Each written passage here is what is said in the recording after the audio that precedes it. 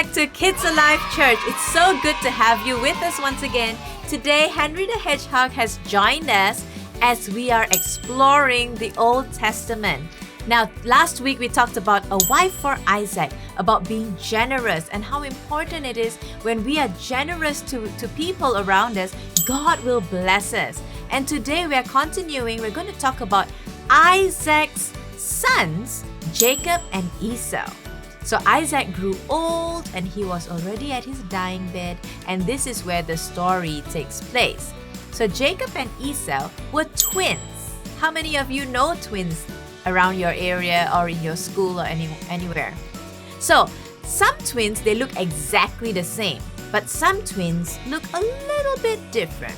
Now, for Esau and Jacob, the difference between them is Jacob didn't have much hair on his skin, and he was more of a mama's boy. Esau, on the other hand, he was a very hairy man and he loved to go hunting. Alright, so these were the difference between these twins. Esau was born first, Jacob was born second. Alright, but they were twins. So anyway, now they were older, they had grown up, and their daddy Isaac was already on his deathbed. Okay? And so, those days, the firstborn gets a special blessing, and then the secondborn gets another blessing. And so Esau was supposed to get a very special blessing from his dad.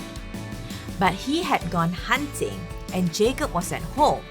So what happened was, Jacob's mom, or their mom, came to Jacob and said, "Oh, my darling, my dear son, you won't be blessed as much as your brother, so I'm gonna help you out a little bit. What about you put on some fur, and then you go to your dad and you say that you are Esau." Mommy is asking him to tell a lie. I know, I was pretty shocked too. So Jacob listened to his mom and he did that. So he said, "But what about my brother when he comes?" She said, "What about you give him some of this delicious porridge that we have made, and you say, because you're so hungry, here you go, brother, have this, but you give me your birthright and say that I'm the firstborn." And so Esau was so hungry that he said, okay, just give me the food. Have we been in that situation before? So, I have an example here that may make you think, oh, maybe I would.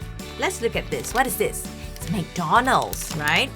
So, what happens if your brother comes and he's supposed to clean the outside and all that stuff, but he says, "Hey, I have this wonderful Big Mac that I'm gonna give you if you do the cleaning for me."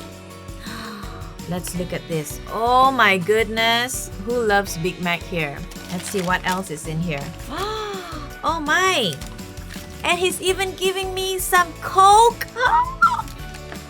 And some fries.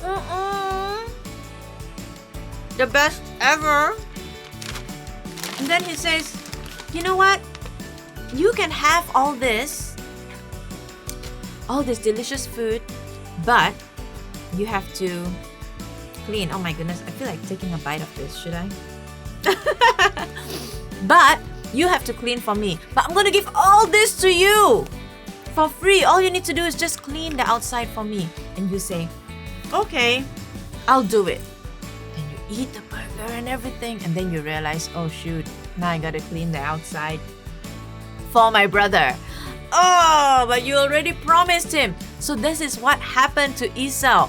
He took the delicious meal and then he realized, oh shoot, I sold my birthright to my brother. Now my brother's gonna get the blessing.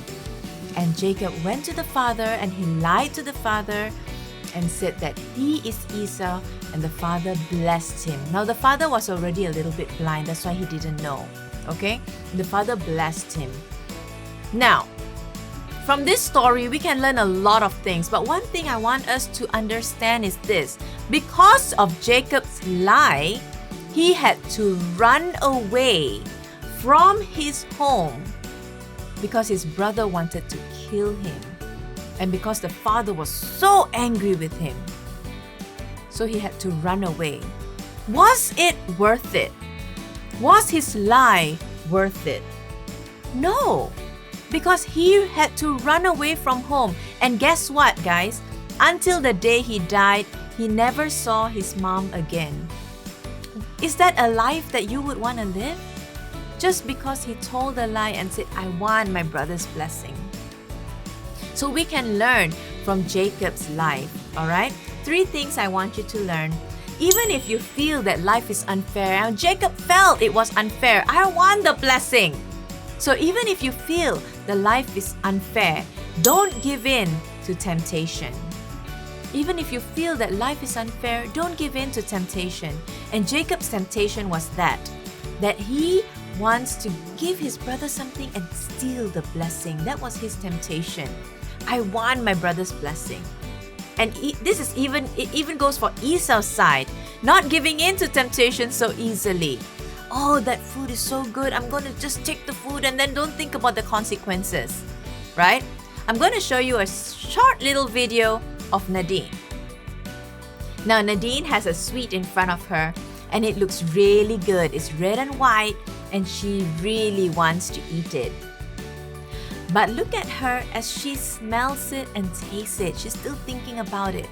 And she puts it in her mouth and then she realized, it's spicy.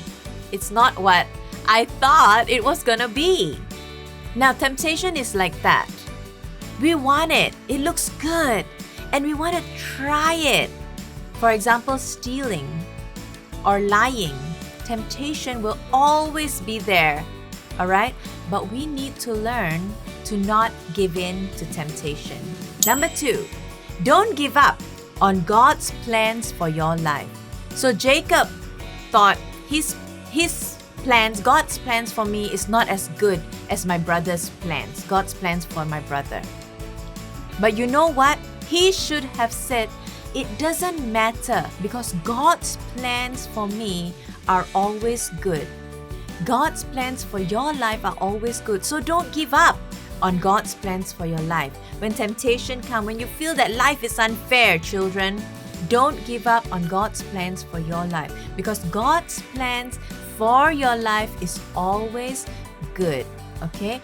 It's always to be well, to be prosperous, to be victorious. So don't stop and say, oh, life is unfair. I'm not as blessed as my friend. You know what? You are. God has a different plan for you. God has a different plan for me. And God does not want us to give in to temptation and turn away from what He has for us. And now, Eleora, Aaron, is going to tell us our memory verse for today. Ephesians 4 verse 25. So stop telling lies. Let us tell our neighbors the truth, for we are all parts of the same body.